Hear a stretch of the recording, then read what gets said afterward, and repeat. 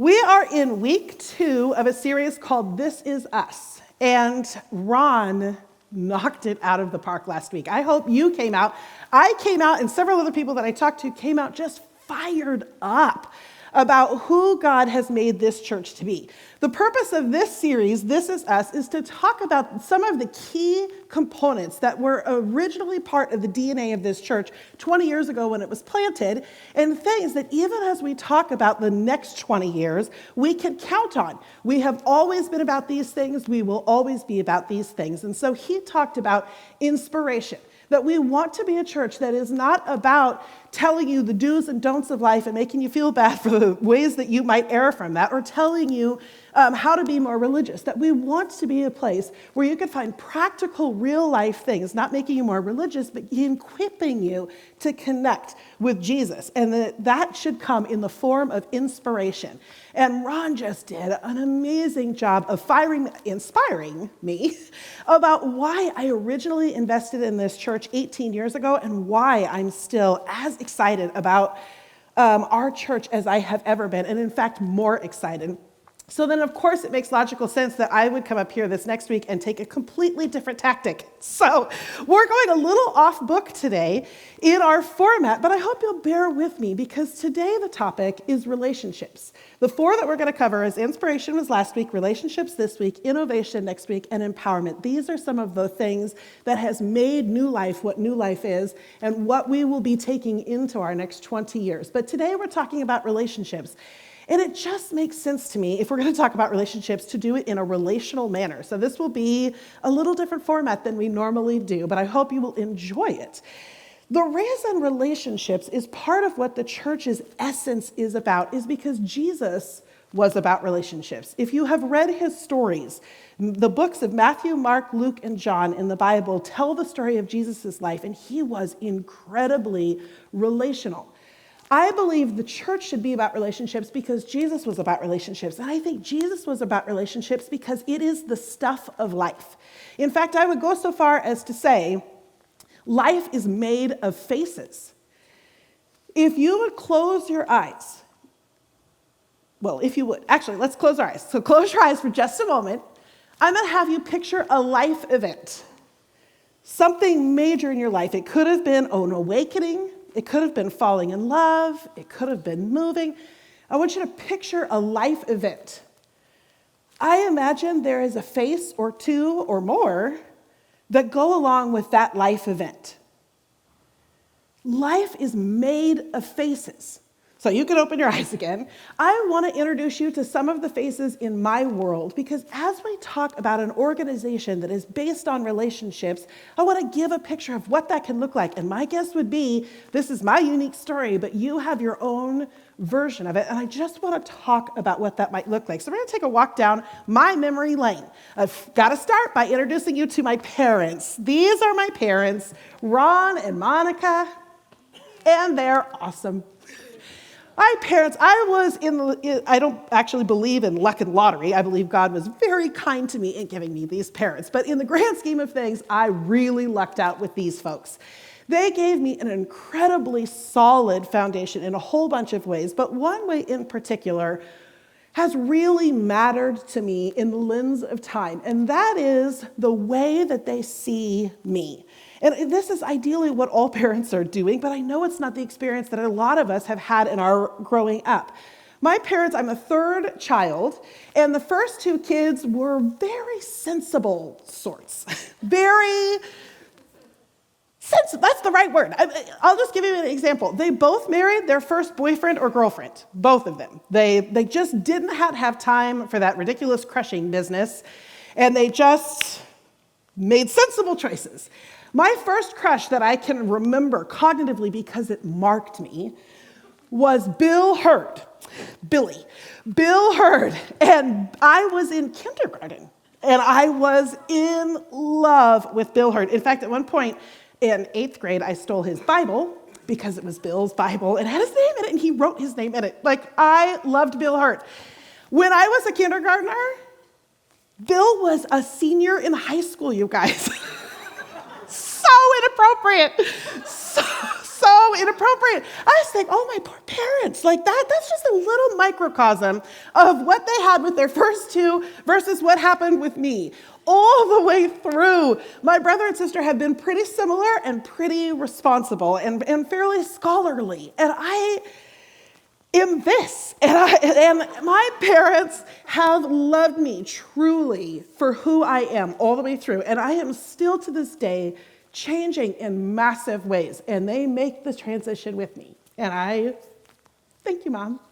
Thanks. So another good example is last year I threw a murder mystery. This is just another for fun picture. I have to say thank you before I show that picture. I threw a murder mystery and they didn't even balk at it. Like they just showed up in their costumes. Like that was the most normal thing in the world that a 41-year-old is throwing a party that involves costumes. But we had a blast. But this is a perfect example of my parents seeing me and knowing me and loving me for who I am and not even tripping on things that are fair to trip on. That'd be totally fair. The next picture is my first best friend. This is Shawnee. And that's me over there. And that was Priscilla, my gerbil. And this is Shawnee. And Shawnee was my best friend. And she was so different from me. So different. But she knew me and loved me and accepted me and gave me space to be me without insisting that I become more like her or following me as a footprint. Shawnee saw me, knew me, loved me. The next face is my 5th grade teacher, and she was so much more than a teacher. She was my teacher, but on top of that, she randomly spent free time with me.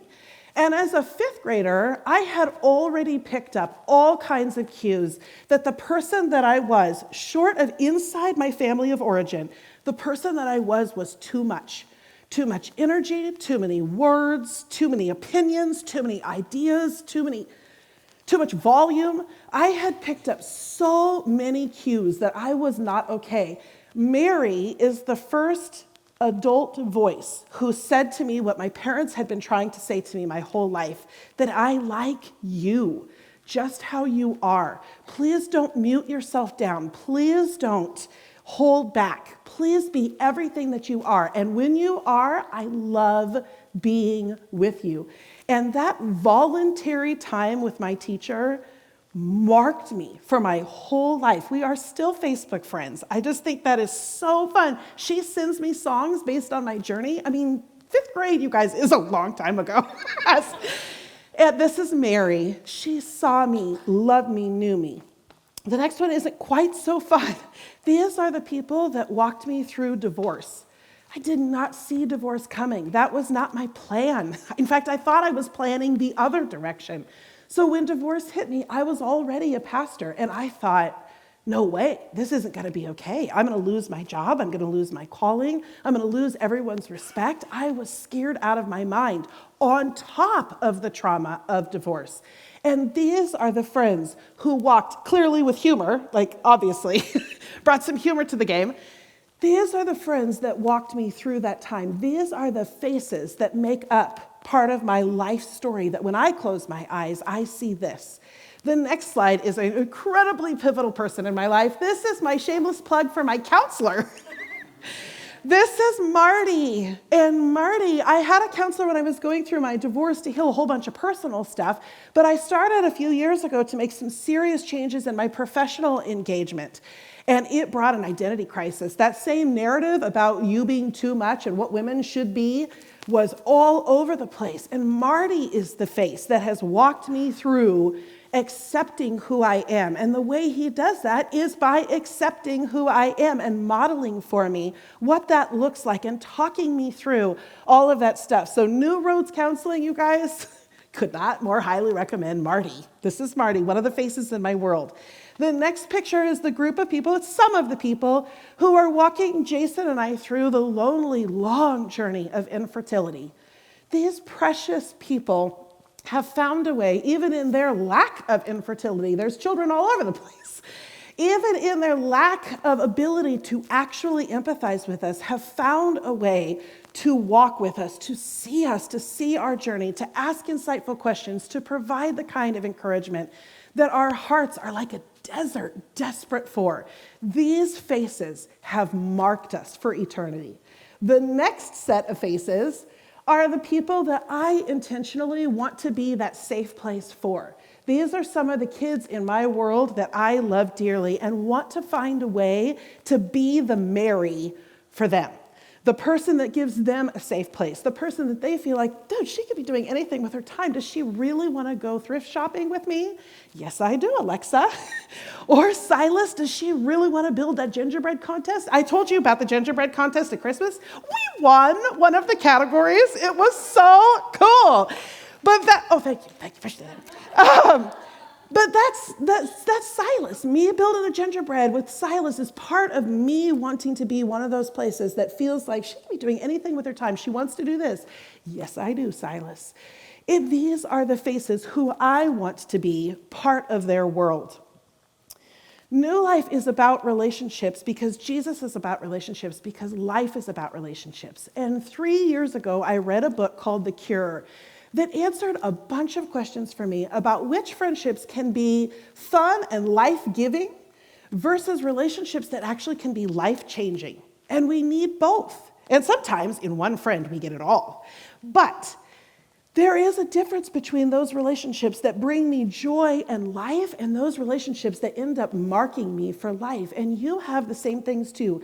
In the book, The Cure, one of the key principles that just really spoke to me was this idea that as we go forward in life, we get these cues, like I did. I'm sure you got cues as well that leave you feeling not good enough or not sure if you are appropriate or not sure if it's safe to be seen as yourself. That we get these cues, and in order to deal with those cues, we begin to develop masks. Masks that make it seem like I'm all okay when I'm not okay. Or that make it seem like I am more of something when I'm not that something. Or make it seem like I don't have that going in my life, but I do have that going on in my life. That we all are tempted to develop these masks, and in different ways, they're different masks. But we all deserve a place to come and feel safe enough to take our masks off and be loved. The concept that The Cure talked about that was earth-shattering to me, I had never considered this before, is that when we go through life wearing those masks, that we actually never can feel love. Because if I put the mask up that says I'm a perfect pastor and you have nothing to fear, I am not a sinner, and you love me with that mask on, then I can't actually feel real love because you don't know the real me. The only place that I can actually let love sink in is once I have taken the mask down and you have seen me in all of my glory, seen both the ways that I am killing it, but I am afraid to show because I don't want to feed pride or whatever, that I'm killing it over here, or the ways that life is killing me. Like you need to see the whole spectrum in order to have that love actually sink into my heart. And it's rare to find places where we can actually give and receive love on that level. But we believe that church is one of those places that should be able to happen. It's hard enough to develop a friendship on that level. How do we do that organizationally? How do we actually create an organization where you can walk in the door and instantly feel safe enough to let your guard down? How can we create an organization that when you are ugly crying in the lobby, it's totally okay? There is no sense in which you better mop that up. It's totally okay. How do we do that? So this last year, actually, the staff has spent a year pressing into what does it take for churches, because in general, churches are not known for this. If we're going to be totally brutally honest, if you were to ask your friends who do not come to church what they think of church, do they say love? Do they say acceptance? Do they say safety? No. In general, churches are known to be judgy and elitists and self-righteous and exclusive. We're missing the mark as the overall church. And our church might be beating the odds, but man, I want to do better than beat the odds. I want us to be a place that you can, and I think you do, you give us feedback all the time, say to your friends, come. They'll accept you exactly as you are. But we also want to find a way to increase our ability to do that. So we have spent this last year pounding the pavement, going out there. What organizations are winning at this? What churches are winning this? Who is taking new ground? Who has found a way to do that? And one of the organizations, we found several, but one of the organizations that we think sets the gold standard on this kind of relational engagement with people, seeing people, knowing people, creating safe spaces for their masks to drop. One of the places that we found that was an organization called Young Life. And we've been talking a little bit about them here and there. You're seeing us start to progress in this relationship with Young Life because we think what Young Life is doing with teens, specifically middle schoolers and high schoolers, is their speciality. What they are doing for the last 70 years is the gold standard of this kind of relational thing. So if we're going to talk about relationships, why not bring the experts into the room? So I actually asked my friend, we've spent a year together beginning this partnership between New Life and Young Life. I've gotten to know Matt Walker, who is our regional director for Young Life, and I've asked him to come and share some of the secret sauce that is Young Life and this relational kind of way of interacting. So would you welcome my friend Matt, please, to the stage? Hello. Well, thank you, Angela. You are a dear soul and a dear friend, and I'm grateful for all those pictures up there for many of you in this room that have shaped her to be who she is. She's special. I want to talk a little bit about Young Life and how we do what we do. We can't do all the awesome things that this church does. I have admired this church from afar for a few years now. We can't do all of what you do, but we can do one thing, and one thing really well, and that is love kids right where they are for who they are. In Young Life, we love kids of all sorts. We love middle school students. We love high school students. We love students with special needs. We love students on military bases. We love poor kids, rich kids, kids in the inner city, suburban kids, kids in small rural towns, straight kids, gay kids, kids of color, Anglo kids. We know 2 million kids around the world in Young Life, and we love all of them right where they are. We don't love kids because of how they are or how they behave. We love them just because of who they are, because we know that every kid was created by God on purpose, for a purpose, because he loves them. That no kid is an accident, even though you are all kids or former kids. We all feel that way sometimes, that we're an accident, but not one is. And we don't love kids so that they might come to Young Life someday or so that they might become Christian people someday. Because anytime we add a so that to love, it's not pure love. Am I right? We just love kids right where they are. Now, because all of our staff and volunteers come from local churches, oftentimes our friendships do mean that kids get to hear about how deeply Jesus loves them. And I want to share a few faces to go with that theme of kids that have had experiences like this with Young Life. This first friend on the left in the red hat, her name is Jai Lin. Jai Lin moved here from China with her family 2 years ago and showed up at Galileo High School in San Francisco barely speaking English. The last 2 years have been, as she says, the loneliest 2 years of her life. But on the right is Laura, a Young Life leader at Galileo High School. Jai Lin met Laura in art class a year ago, and they started a friendship. Jai Lin never came to any Young Life events, but Laura hung out with her and talked with her and asked her about how she was doing as much as she could, and they became friends, which in her generation means you follow each other on Instagram. So, a few months ago, Laura posted something on Instagram saying she could not wait to go to Young Life camp with her high school friends. Jai Lin then wrote back saying, "Can I come to camp? Am I allowed? I'm an atheist." And Laura said, "Are you kidding? You could totally come to camp. In fact, I hope you do because I would love to spend a week at camp with you." How's that for good news? Just that sentence to Jai Lin. Jai Lin came to camp.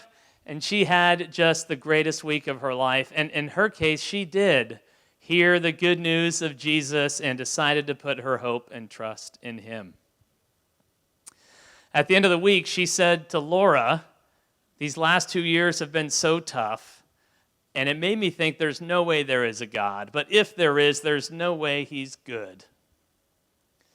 But her friendship with Laura flipped that on its head to where she said, "Actually, I think God is the only one who's been with me these past 2 years.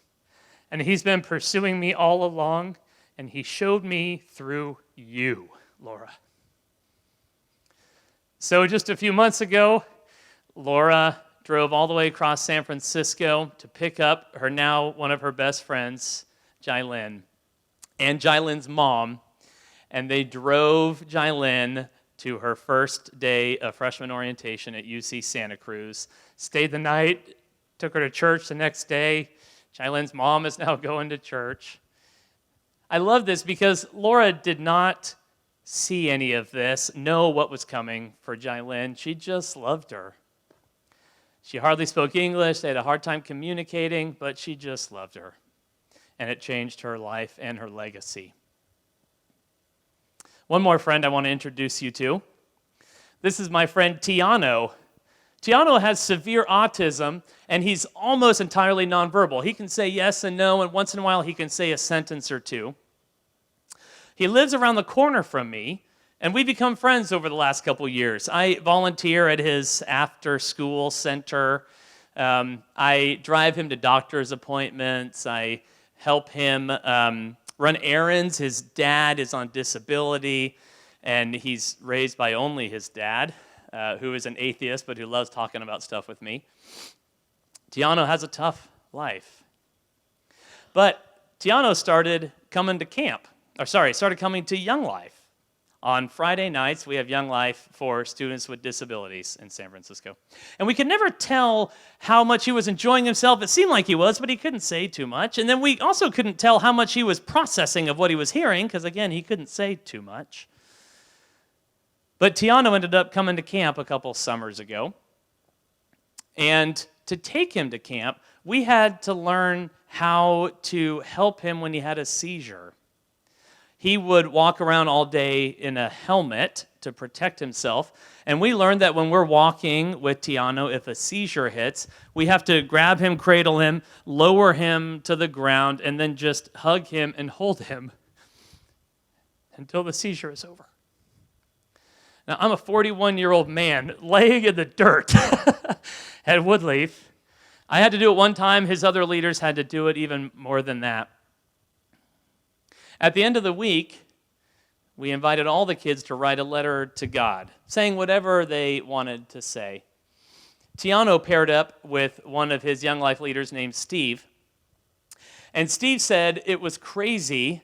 I'd never seen Tiano so lucid. He was speaking fairly clearly, and he dictated a letter to God to Steve.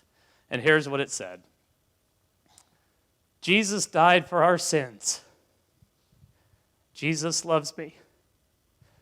Jesus wants to be with me, and he wants to take care of me. Jesus thinks about me. Jesus wants to be in my life. I want Jesus in my life. I want Jesus to walk with me. I love him too. Jesus being with me. You guys, we didn't love Tiano because it offered anything to us.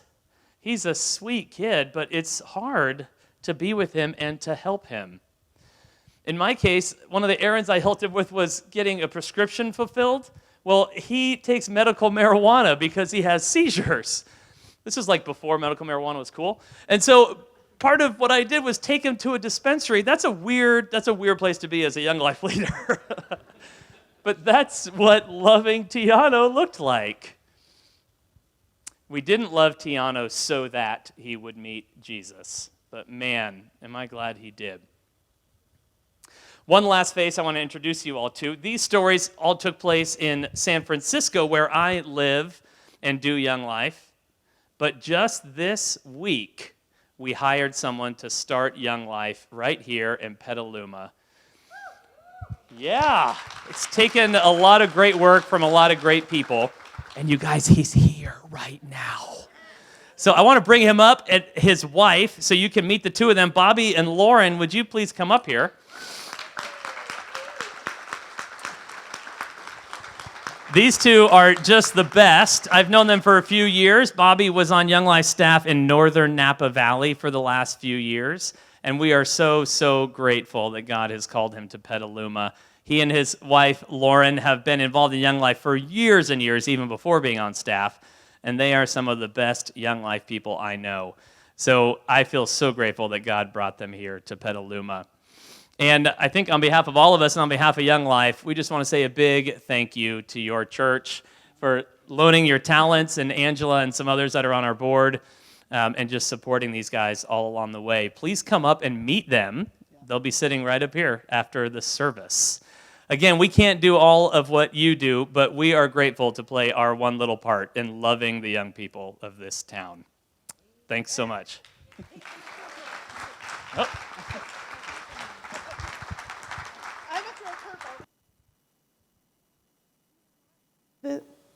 Hello? There I am. We did not do this in first service, but it was a miss. I want to pray over them. Hello? Here we are. So if you'll go, Matt, will you be on that side? Sure. We just want to pray a blessing over them. And I think we should do it, not just me. So if you're comfortable, if you just put your hand out, just picture your blessings headed this way. Just put your hand out towards them while we pray. God, we are incredibly grateful for the resources that you have brought to this church, some through the generosity of the people who belong to this church, but you're also bringing resources like Young Life into our world that's going to shape the spiritual climate of our community. It's just cool to be in a moment right here, recognizing this is one of those stakes in the ground for new territory, and we are thirsty for it. So we've been praying a long time that you would bring us this kind of resource, this kind of relationship with this organization, and then ultimately this kind of person to lead the charge. So thank you for the work that you have done in Bobby and Lauren's life before this moment. Thank you for the courage of stepping into this, for their willingness to move, to make it happen. Thank you for their heart for students. Young Life has set the bar when it comes to relational stuff, and in the end, Bobby and Lauren are going to set the pace for us as well. So I pray that you would be walking with them, that you would be fortifying their marriage, that you would be increasing their love, increasing their capacity and their skill, bolstering their courage. I pray also that you would be moving in our hearts. They are going to lead the way, and they are going to put out a clarion call for us to join them in this venture. So I pray that you would start this morning moving in our hearts to step in and be faces for the teens of our community. God, move us, equip us, encourage us, inspire us, move us. It's in your son's name we pray. Amen. Amen. Thanks, guys. Thank you. Sorry about that. Thank you.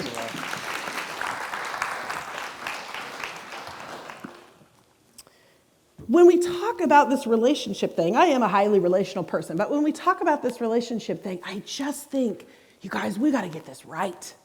We got to get this right. When I think about the reputation that churches have in the non-churched world, it's got to break God's heart, because he said, I am love, and you will know my followers by their love. So if you look around and you see great love happening, that's my spirit. If you see an organization that is standing in the gap for people that no one else is standing in, those should be my people. Those are my people. We are supposed to be a beacon of love in our community. And I believe the way we build relationships, the way we create safe spaces is going to be pivotal in whether or not we are a church that has a different reputation than the average church in the average community in America. We got to get this right. We got to get this right on an organizational level So I want to talk about that for just a minute.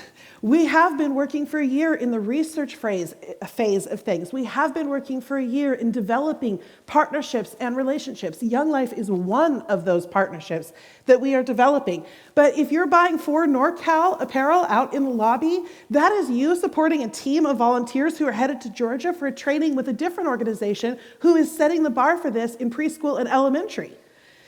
You're supporting that whether you knew that or not, but we're going out to get trained. So this last year has been the research phase and the setup phase. This coming year is where we start to talk about it. We start to take the wraps off of that. So I would say, one, that's super exciting. Yes, let's go do that. And two, I would say, as you hear about things like community updates, if you get an invitation that says, hey, come to this behind the scenes conversation. We want to talk about what's coming. I would say go. Because when we say this is us, we don't mean this is the staff. What we mean is this is the church. The church is defined by its people, not its leadership.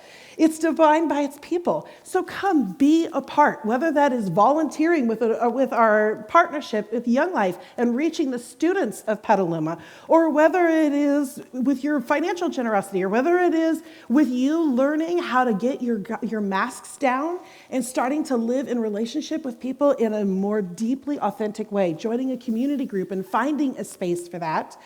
Each one of these things is part of us organizationally becoming a relationship-based entity, which was what God always intended it to be. So I just think, oh man, we got to get this right. And the we is us. Let's experiment. Let's grow. Let's push ourselves. Let's be that beacon. But I think there's three reasons why we got to get this right that come to mind. They're different things pointing to the same thing. We got to get this right. One, first and foremost, my loyalty is to you. You deserve this. You deserve to walk around in places in your world where you can take your mask fully down and feel safe. And because you've taken your mask down, you can actually receive love in a way that doesn't bounce off the surface. It actually soaks in. You deserve this. But I would say another reason why we got to get this right is because our community needs this. For so many people, the idea of a self-sacrificing, loving God is unfathomable. It just blows their minds. And for a ton of people, they will not consider that God until they have seen someone who is reflecting that God. That they feel safety and love and acceptance with somebody. And in the midst of that, that opens up the door for them to dare to dream about a God who says that he is that as well and who we are experiencing to be that. So I would say you deserve it. I would say we got to get it right because our community needs it. And I'm going to throw the gauntlet down even further on this third one. I'm going to say our next generation demands it. They need it and they deserve it, just like everybody else. But they actually demand it. Their worldview has a total intolerance for inauthentic leaders. They can smell BS like nobody's business. And good on them. I think this is marvelous. I am so glad God is raising up a generation who has said, we are done with two-faced leaders, done, and two-faced organizations. We want to know that where we are spending our time, where we are developing our relationships, where we are investing our money, where we are putting our talents, we want to know that organization is authentic and real and safe. And is a darn sight better than simple tolerance, because tolerance is hard enough, but love goes light years beyond tolerance. The next generation is demanding this out of us. And in that way, I give them total kudos for leading up. They are going to push us in our authenticity, and I love them for it. But we are likely the difference makers between whether or not they pursue their faith long term. It's one thing to raise your family in a church, but did you know that even raising your kid in a faith-based environment, that their chances of going off into their own independent life go up 50% for them to keep their faith in their adult life if they have 5 other adults in their world who see them, who know them, who love them? the stats go up astronomically. And it doesn't have to be new people in their new environment. If they develop relationships here with you and your faith, and then 5 other people in their world, then statistically they have a 50% better chance of sticking with their faith in the long term, even when they move away from that community. We can do 5.